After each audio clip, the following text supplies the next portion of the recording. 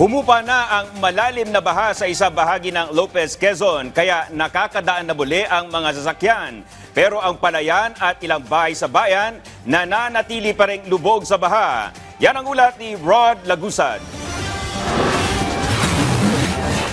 Matapos malubog sa malalim na baha ang bahaging ito ng Maharlika Highway, kasunod ng malakas na ulan na dala ng bagyong Christine dito sa Lopez, Quezon, nadadaanan na muli ito ng lahat ng klase ng mga sasakyan. Bago nito, stranded ang maraming mga sasakyan papuntang Bicol, kaya mas naging pahirapan ang pagdadala ng tulong sa mga apektadong lugar sa rehiyon. Malaking bagay ito para kay Jeric at ng kanyang pamilya, lalo't ilang araw din silang hindi makapagtinda ng isda.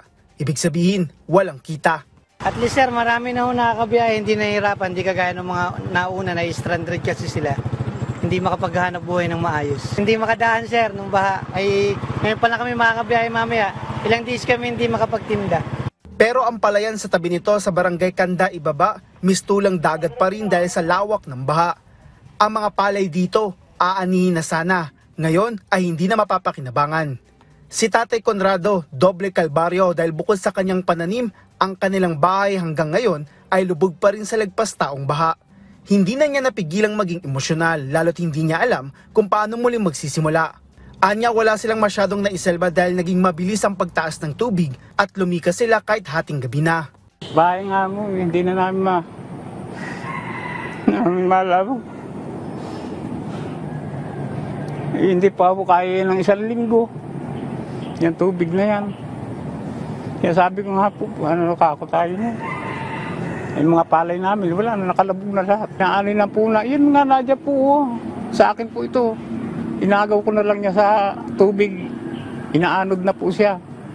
At yung iba nga, hindi na namin nakuha.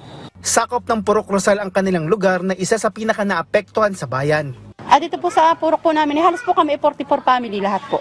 Ito pong Purok Rosal ay totally po kami hazard po. Sana ay di matulungan po kami at alam naman po na ang aming barangay ay kauna-unahan po sa mga nalulubog.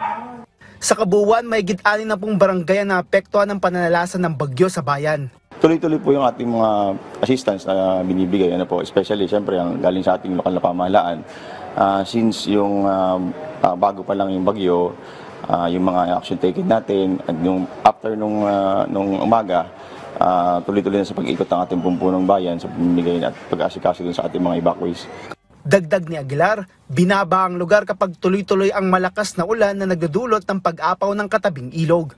Kaugnay nito, tuloy-tuloy naman ang paghahanda ng bayan sakali makaapekto sa lugar ang bagong bagyong papasok sa Philippine Area of Responsibility.